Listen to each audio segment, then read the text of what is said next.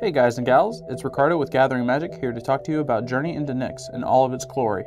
We have seen Elspeth hop onto this plane and fight all sorts of crazy monsters, minotaurs, and now even gods. This is the final chapter in the epic that is Theros, and I'm here with Magic Man Sam, Marshal Sutcliffe, Rogue Deck Builder Kevin, and Level 2 Judge David Greene to do the set review. So let's start the show.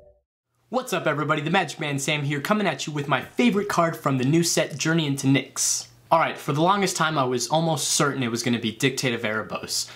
Basically because this card enabled one of my favorite creatures from M14, which is Blood Baron, and I think Blood Baron is a really powerful card, mainly because sacrificing, we saw Pro Tour Gatecrash. The Aristocrats deck is so awesome, and I want to relive that so bad in current standards. So, Dictate of Erebos enabling Blood Baron just seems awesome.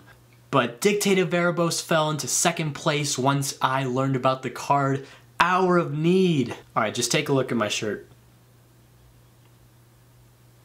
You see where I'm going with this? Everyone knows Young Pyromancer is my favorite creature of all time. Hour of Need is the most perfect combat trick enabler on curve blue spell to complement Pyromancer and his tokens. I literally want to play with this card so bad. Early game, it's a nice combat trick that can trade with a creature. Late game, it's just a disgusting finisher in an Is It Tempo build that I'd like to play. And have you seen those token cards? Dang. Listen, 4/4 flyers are nothing to bat an eye at, and looking at this Strive cost, it seems so much better than most of the Strive cards that I've seen. For 3 mana, you get a 4/4 flyer at instant speed. For 5 mana, you get 2 4/4 flyers at instant speed. Alright, yeah, just give me a second. Oh. So I'm sorry, Dictate of Erebos, but Hour of Need, you've got my heart. I love you. Alright, thanks guys. So yeah, Hour of Need is my favorite card from the new set. Let me know in the comments below what you think, what your new favorite card is, and I'll see you guys soon. Take care. Thank you, Sam, for your insight on Hour of Need, which is one I'm sure many will agree on. Next, we have some limited advice from Marshal Sutcliffe. Hey guys, Marshal Sutcliffe here, and we're talking a little Journey into Nyx. Little early take on what some of the best cards might be from the new set. Of course, we're talking limited here. I love limited, and so that's the lens that I'm viewing these cards under. Let's start off with common. There's quite a few really powerful cards. We'll note that the Journey into Nyx has upped the power level significantly over Born of the Gods. And there's some interesting choices that are kind of hard to suss out. Satyr Hoplite is one that I saw. We've been kind of waiting for that.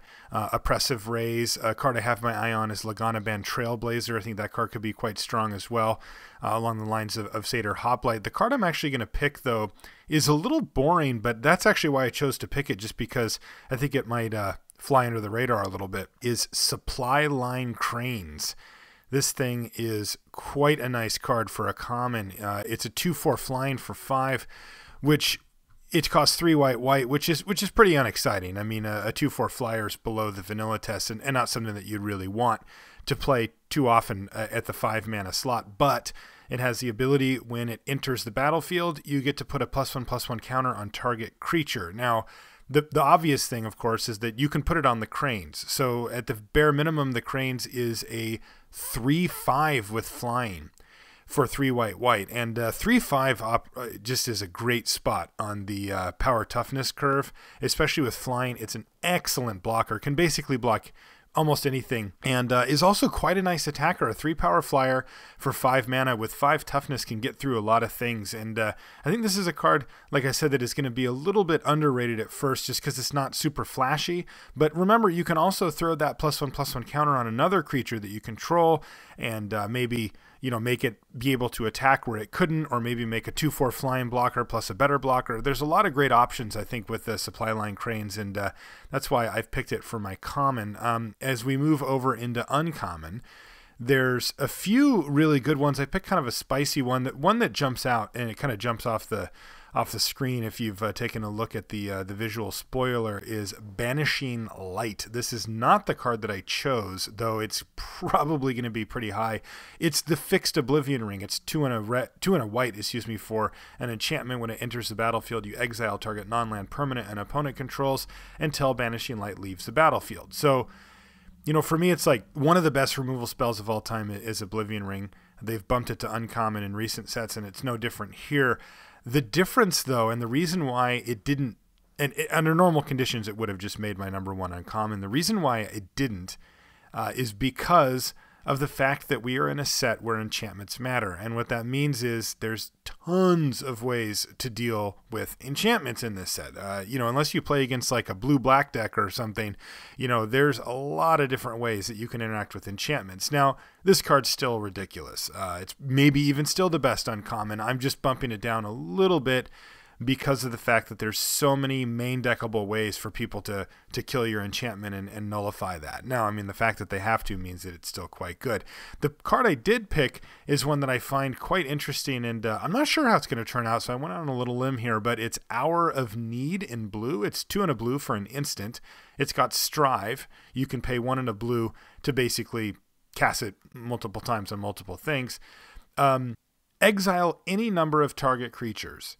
For each creature exiled this way, its controller puts a 4/4 blue Sphinx creature token with flying onto the battlefield. Now, in a pinch, you can exile your opponent's bombs and turn them into 4/4 flyers, which is like usually not that big of a downgrade. A 4/4 flyer is one of the better creatures you can get in limited. But you can also, of course, do this on your own creatures, or you can do it on some combination of your opponents and your own. You only need to get up to 5 mana to be able to target 2 things, and once you hit 7, you can target 3 things with it. I love the fact that you can have a normal curve out, a 2-drop, a 3-drop, something like that. And when you get up to 5, you can attack with them, pass a turn, your opponent attacks, you can exile 2 of your creatures at instant speed, make 4/4 flying blockers, block some stuff, eat some creatures, then attack for 8 in the air. I think that's fantastic. The downside, of course, of the card is pretty straightforward. You need targets for it. Most cards that are the premium top tier type cards are ones that are good on their own. They don't care what you have on the battlefield. You just cast them and they're great. And this one doesn't fit that bill, but I think that it is powerful enough. Being an instant, that's really the key here, is that it's an instant, and I think you're going to be able to get a lot of value both in the turn your guys into blockers and block, and also just change combat math and occasionally deal with one of their bombs later in the game in a way that you wouldn't normally be able to. Now, as we move over into the rare, mythic rare slot, there's a lot of good choices. Godsend is a card that jumped off the page to me. The mythic rare equipment. I decided not to pick it as my number one for similar reasons as that I just mentioned, which are that, it's slow, right? I mean, everybody's played against the red-white deck and had people just come off to a blazing start, and you go to pay 3 mana for an equipment, and that doesn't do anything. And then they hit you, and then you've got your 2-drop on the table or whatever, and you go to equip it, you pay 3 mana and basically use up all of your mana for the turn. And if your opponent kills that creature in response or bounces it or kills it after the fact, you're way, way, way behind. You're going to be 9 mana invested into Godsend before you get it even onto a creature. That said, going into the later part of the game, and if you're not under any pressure, it basically says that your opponent can't enter combat with your creature, and that is just absolutely off the charts good. So that is a card that I have my eye on, but it did not make my number one slot. For now, I've got that as Silence the Believers. Silence the Believers is 2 black for an instant. It's of course a rare with Strive, and it costs 2 and a black more to cast for each target beyond the first. But who cares? It says exile any number of target creatures and all auras attached to them. As you've seen in this format, a lot of the games come down to some creature with 3 or 4 bestow creatures on it, making this big battle cruiser Voltron type thing. And even if you use your removal on that base level creature, all of the bestow creatures just fall off and you still have a lot of problems to deal with. Silence the Believers, though, is the answer. It just says, nope, we don't care anymore. I'm going to exile that thing, and I'm going to exile all the stuff that's attached to it. And it has Strive. I mean, just as 2 black for that instant speed catch-all removal spell, in this format, that would be good enough on its own. But on top of it, it has Strive, making it just that much better. So Silence the Believers comes in at number 1. You'll also note that none of the gods made it onto my list. Even though some of them are quite powerful, they suffer from the same thing, the same issue that Godsend has, which is that they just don't do anything when you cast them usually. And when you're getting beaten down, when you're in a situation where you're way behind, you do need a way to interact with the board And even though they're good as you go into the late game, generally speaking, they're not good enough in that early stages. So that's why I decided to veer over to a card that affects the game basically every time you resolve it. And that was Silence the Believer. So we'll see. I mean, who knows, right? I haven't played with all these. I've read the list a few times, and I'm sure there's going to be some changes in the order. But those are the cards I have my eye on in the early stages of Journey into Nyx. What a terrific review, Marshall, giving us a lineup of your greatest on each rarity. Can't wait to see you use them to their fullest. Next, we have our favorite rogue, Kevin from Rogue Deck Builder, here to give us his favorite new card from Journey into Nyx. Hi there, it's Kevin from the Playing on a Budget and the Rogue Deck Builder series here on GatheringMagic.com. Gathering Magic has asked me to give a review of my favorite cards spoiled so far from Journey into Nyx, and I chose Battlefield Thaumaturge as my favorite card so far spoiled. Of course, I don't think it's the most powerful card spoiled out of Journey into Nyx, but it definitely has the most potential and is very flavorful. And as a rogue deck builder, as kind of a brewer, I like cards that take a little work to actually get their full potential. So I chose Battlefield Thaumaturge to be my card of choice to review. And I really like this guy. First of all, he's a 2-1 for 2. Goes great in an aggressive type strategy, and this card reminds me a lot of Goblin Electromancer, but it is a hexproof. One of the problems with Goblin Electromancers is it's so easy to kill, and it never stays on the board for long, as it is just prone to your opponent's removal spells. This guy's a little bit easier to protect, as its heroic is whenever you target it, it gains hexproof until end of turn. So I'm thinking this card might have a nice little home in kind of a Nyx Cyclops type deck. And I've been toying around with the Nyx Cyclops. You can check back a couple Playing on a Budget episodes back, and I played a Nyx Cyclops deck. And having your instant sorcery spells cost one less is pretty big in that deck, as a lot of those cards are 2 and 3 converted mana cost, usually that being like colorless mana. And we'll get over those cards that actually interact very well as far as instant sorceries that beneficially target creatures. But one of the cool things about this is it says that each instant or sorcery spell you cast costs 1 less to cast for each creature it targets. Therefore, cards that aren't beneficial, meaning destruction spells, can actually be cost for 1 less than they would be, which actually makes this card very powerful in standard, as things like Doomblades will only cost 1 mana, and like Lightning Strikes as well will only cost 1 mana if you're targeting a creature. So without further ado, I have compiled, let's load up MT Joe here and let's just look at some of the cards that actually go well with this. And first of all, I'd like to talk about 2 modern cards that kind of stand out. First one, this one was Micah Elliott, a fellow brewer. He's got a channel on YouTube. He ran this Profane Command by me as a potentially broken interaction with the Battlefield Thaumaturge.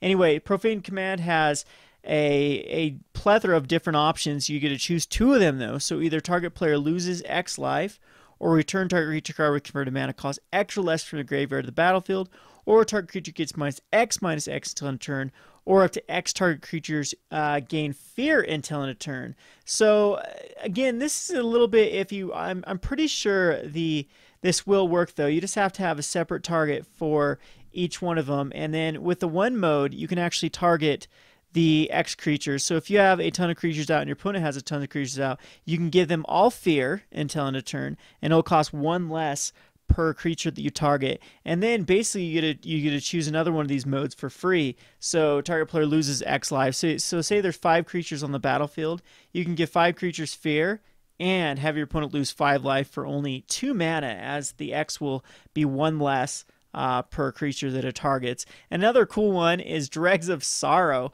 I think this would make a great card with the Battlefield Thaumaturge, as you can destroy X target non-black creatures and draw X cards. So for 5 mana, it can basically be a board wipe. Again, I mean, I'm just seeing this in EDH is going to be huge. Dregs of Sorrow, destroy every non-black creature for 5 mana and draw that many cards. So anyway, without those, kind of the commander and modern picks, I'm just going to go over the cards in standard. First of all, it is the converted mana costs of X and whatever that we want to focus on here. The first one is Curse of the Swine. Curse of the Swine, you get to exile all creatures on the battlefield for free, basically. And of course, you get 2/2 green the opponent, usually you're going to use this towards your opponent's creatures, but they get 2/2 green board creature tokens on the battlefield. And for only 2 mana, this is a one-sided board wipe, which is huge. The next one is Aurelius Fury. As long as you're targeting creatures, and you can actually target a player. And then I got to get a judge's ruling for Aurelius Fury, because I don't know how. Divided as you choose, that doesn't mean you have to be equal. So I'm pretty sure you can actually choose 0 damage. So as long as there's targets out there, you can actually do more damage. So you can actually target your own creatures with Aurelius Fury just to minimize the cost. Again, I'll have to have the judges, maybe Judges Corner will weigh in on this, if this will actually be able to be feasible, where you can actually target your own creatures, decide to divide 0 damage to them, but at least get that X down, and then you can deal the rest of the damage to either one target or the player, however you feel you want to divide that damage. Then we have a Glimpse of the Sun God, which again, tap X creature, scry 1. So for basically white, just 1 white, you can tap down all of your opponent's creatures, and you can even trigger off your heroic cards after in your attack phase. If you're still in the attack phase before blockers, you can actually target all your creatures as well, as they already tapped from tacking. It doesn't matter if they get tapped, quote unquote, tapped again, and then you can actually get their heroic to trigger off and tap down all of your opponent's creatures. So very powerful interaction. And then Gridlock works kind of the exact same way. I mean, the only big difference between Gridlock and Glimpse of the Sun God is you don't get a scry, and this one is in our color of blue, though, which the battlefield is in blue as well. Now, Flames of the Firebrand is kind of similar to an X, because you're actually targeting more. So if you target 2 creatures, you can actually divide 3 damage. I mean, so for 1 mana, that's huge to possibly kill 2 creatures. Or again, I'm divided as you choose. And again, I have to get a weighing in if you have to do at least 1 damage, or if you can divide. Yeah, I think you might actually have to do 1 minimal. But again, with Aurelius Fury and Flames of the Firebrand and Boulder Fall, I'll have to get a judge weigh in on this, exactly how much damage you have to do, if any at all, with Flames of the Firebrand, Boulder Fall, and Aurelius Fury. But this is very powerful, even as just a kill spell towards creatures. You can do, for again, one red mana, you can actually divide 3 damage and possibly kill 2 creatures off, possibly even 3 creatures off with Flames of the Firebrand. And then Frost Breath again. For 1 blue, you get to tap down 2 target creatures, and they don't untap. So very, very powerful. And then, of course, there's the kind of negative cards you're going to be using to be aggressive, to be using against your opponent's creatures. Now, there's also some cool creatures, especially with I know the Battlefield Thaumaturge was actually printed for the new mechanic, where the Strive mechanic, which actually costs additional for however many creatures you want to target with it, and it was probably printed specifically to abuse that mechanic. But we have some lingering cards from the previous sets that actually target more of your own creatures beneficially. So cards like Dauntless Onslaught, again, for just 1 white, 2 of your creatures get +2/+2 until end of turn. And then even cards like Mischief and Mayhem, for 3 mana, you get 2 creatures get +4/+4. So those cards will be easily exploited. And then we don't have to really worry about cards that have like up to 2 or more. Again, this card reminds me a lot of Goblin Electromancer. So even cards that just cost like anything with a colorless mana becomes very, very more powerful at 1 less mana. I mean, you can get these out a lot earlier, or multiple spells per turn with the Goblin Electromancer-like ability. So Lightning Strikes turn into a Lightning Bolt, and Magma Jet turns into like a shock that you still get a scry off of.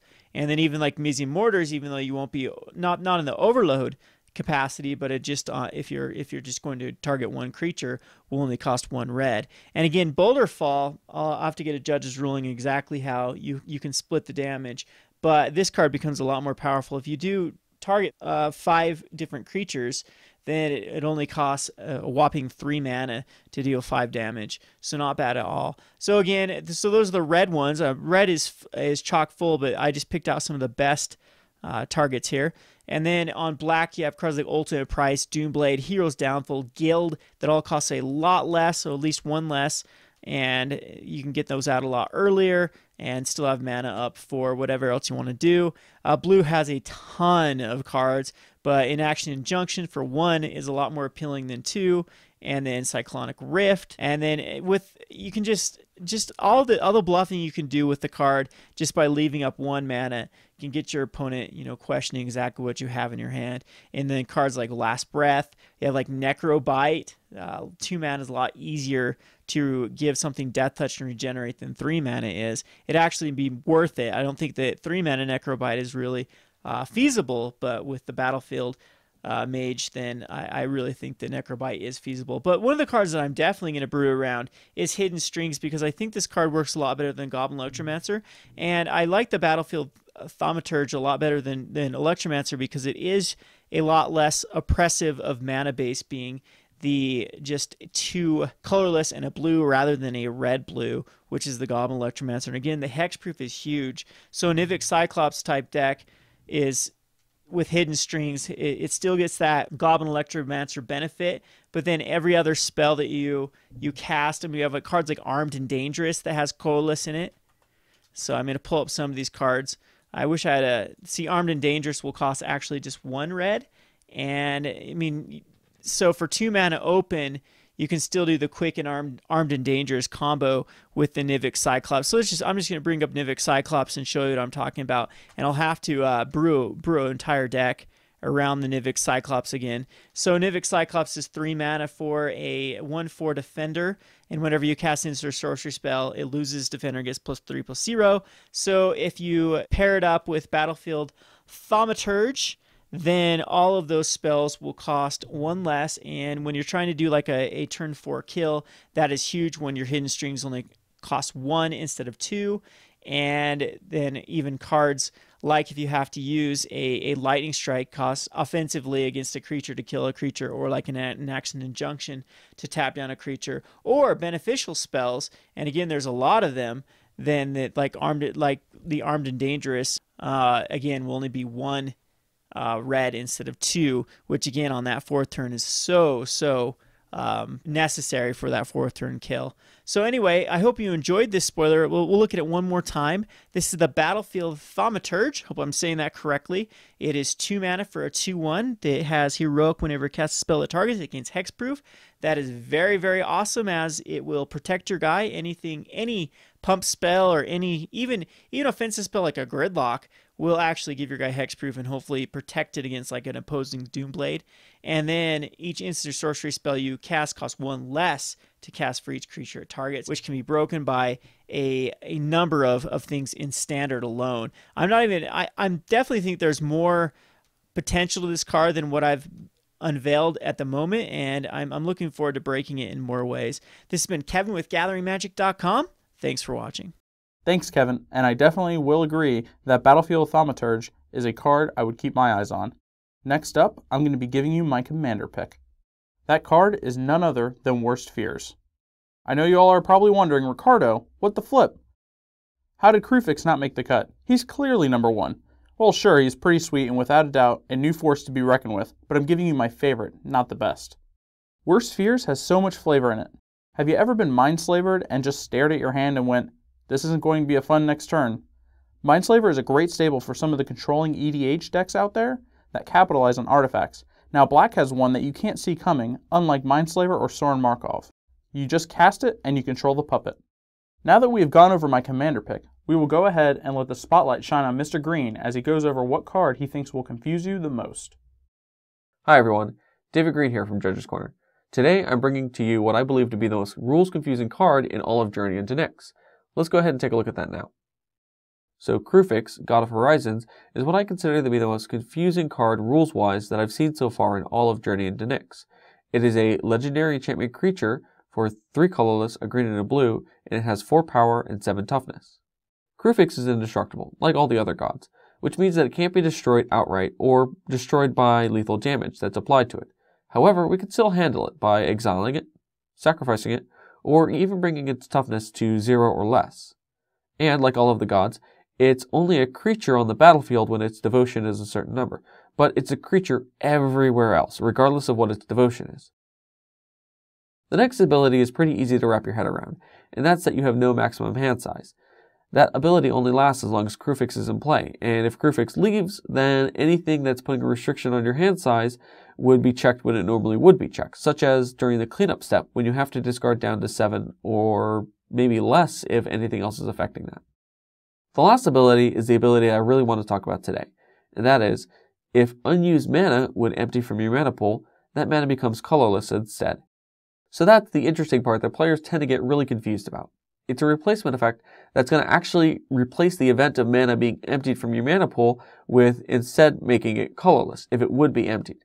So if your mana is chilling out and it hasn't been used on a spell, then instead it's going to become completely colorless at the end of steps or phases and just hang out until you have a chance to use it. However, there are some interesting things that don't change about that mana. For example, if you had mana that was produced by a snow land, that mana is now colorless snow mana.